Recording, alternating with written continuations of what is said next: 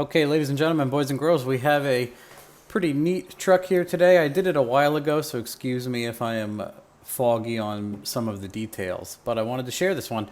I have a bunch of videoed, dynoed, tuned vehicles that I recorded and never made videos of, and I'd like to toss some of those in while we are waiting on the final results of the Mustang. So, here we go. This is a 2011 4.8 liter four-wheel drive 4L60E, pretty much completely stock truck other than, wheels. It has stock cam, it has stock engine and everything in there, and they bought the Den Bob turbo kit from VS Racing and bolted it on. So it's the GT45, everything else. The exhaust is underneath and it's dumped somewhere, incomplete obviously, and it's just one of those things. It's going to be neat to show you guys. It has stock cam, stock valve springs.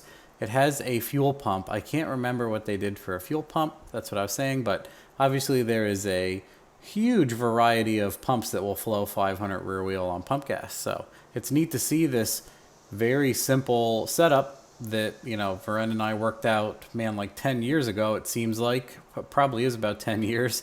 So this kit is still viable, still works, even though this turbo isn't one of my favorites. It's still the cheapest and it still makes power. So people all the time hear me say on Sloppy Public, I don't particularly like this turbo anymore. There's so many better things.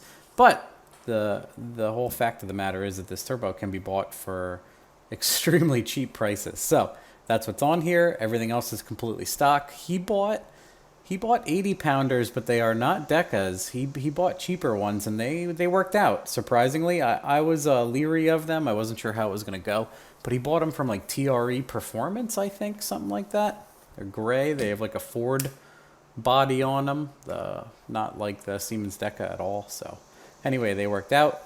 Ran into some issues tuning this thing, but nothing crazy.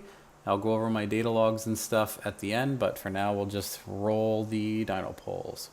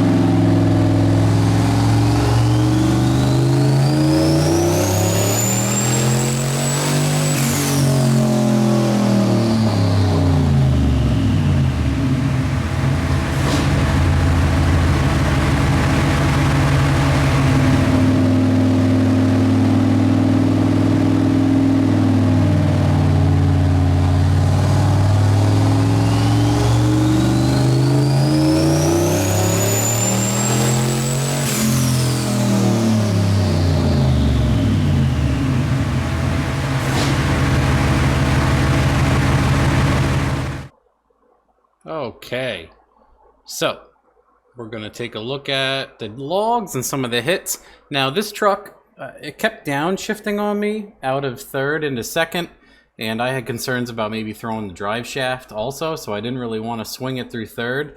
So a lot of this was us adjusting and setting up the dyno. As you can see, like, the horsepower is kind of low. A bunch of it also was me investigating my data logs here. Like, I would roll into it and just see where the spark map was and what gram cylinders and everything else.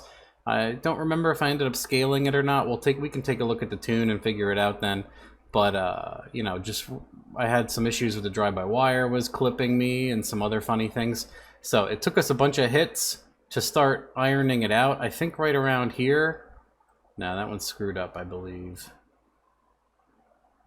This one's actually okay. And then you can see, I think I ended up doing second gear loaded. Yeah, I quit on third because it was really swinging some 130 some mile an hour here. So I did second gear fully loaded so it wouldn't downshift or do any other funny things to me. And that way I was able to get a better repeatable result. Take a look at those. Oh, except for this torque spike here. We got a little bit of an RPM reading malfunction, but yeah, here's some real clean hits. So we 11, 12, and 13 in the 500 area. And this was me just rolling in and out of it. Honestly, it was a while ago. I can't remember what we were using. This was pulling throttle code. So this was 450 breaking up. And I can't remember if we did plug gap or if I fixed fueling or what. Here's the pull right here. Oh, it was a very low spark, and it was probably pretty rich. 118 kPa, like nearly no boost, and probably super fat while it was breaking up and everything else. And then farther on here, when I started to make, this was funny, I think the scanner got mad at me and just didn't show boost. Yeah, it stopped at 118.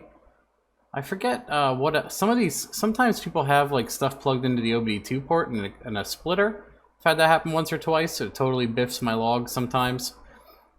This is finally when we started to get good results on the dyno without downshifting and everything else. And this thing was throwing knock retard like crazy every now and then. I can't remember the story behind that, but everything else was mint. I mean, look at this thing. It has 8 degrees at like almost no boost. I can't remember why the map sensor was reading so low. Oh, I think, you know what? This car is running on the mass air meter. Yep. It's not running a speed density tune at all. They did not have like a 3-bar map or anything hooked up to it, and I was looking at a boost gauge on the dash. So that was a portion of it, obviously. That's why we can't see the boost. So I just made my notes. So this is 12 pounds, 5 degrees of timing. I had an issue where, as in my notes here, I'm like, it's not running the timing I wanted to. Like, a lot of funny stuff was happening. But eventually we got it ironed out. This obviously has no spark issues at all. And what was this? 12 pounds, 7 degrees made 522. So it's making really good power. And then this was 12 pounds, 10 degrees. It says running more timing than I have on the chart. Really? So this is 10, 12. Oh, so timing was going up a little bit at the end. Yeah, I wish I remembered all of the details. The really neat thing is that it was stock cam, stock valve springs. The whole truck is stock with the GT45, VS Racing, Sloppy Mechanics, Den Bob kit. And it's doing this good with some, I don't even know, I think, like I said, TRE 80s? And then I think I ended up just lowering it just because he was going to thrash the hell out of it, and it had a 60E. I'm like, if we make too much power, it's just going to annihilate the 60E. So this is what we settled on. Obviously, the stock cam leaves a lot to be desired. This thing just did not want to take ignition. So a lot of people are like, wow, 12 pounds, 7 degrees. It doesn't seem like much, but you could put 10, 14 in the thing, and it really didn't pick up that much. So it's not really worth stabbing it in there. And like I said, it could be a lot of things. Majority of it is just a stock cam and straight pump gas, etc. And I really don't like to go much over 500 to give the transmission a chance. And he already, I think what Chris told me, the owner of Maple Grove Auto, I think they're doing a 2-wheel drive 80E swap to it right now. And I don't know if they're going to do a cam or not and turn it up, or the turbo's only going to go, I mean, realistically, guys, I've only made 6 and change, 580, 600 with this turbo anyway.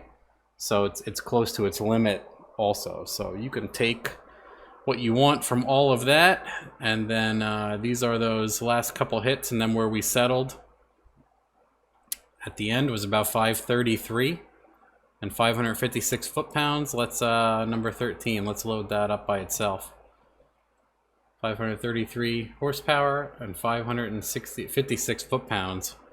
Pretty good. Let's see if we can do, was tach reading good? Engine RPM. Yeah, we did get a decent amount of engine RPM on this. I mean, I stopped it on decel, but whatever. So yeah, it looks pretty good. What do we have here? 400 foot-pounds at 3,000 to the tire, like 3,100. Pretty nice. And then that carries up to like 550 foot-pounds at 4,000. Yeah, not bad. I mean, stock, you always get a ton of torque with a stock cam. People are like, wow, so much torque. But that's just the way the events work. Obviously, it's a truck cam. So it probably took this long to make 12 pounds boost, sadly, because that turbo, that's another reason why I just don't like that turbo that much. It doesn't light off very well. It's very lazy on both ends. It's just like 150 bucks and capable of 600 wheel. So take all that for what it's worth. Hope you guys enjoyed that. Just a nice little super cheap build, and he's gonna, obviously he's expanding on it right now.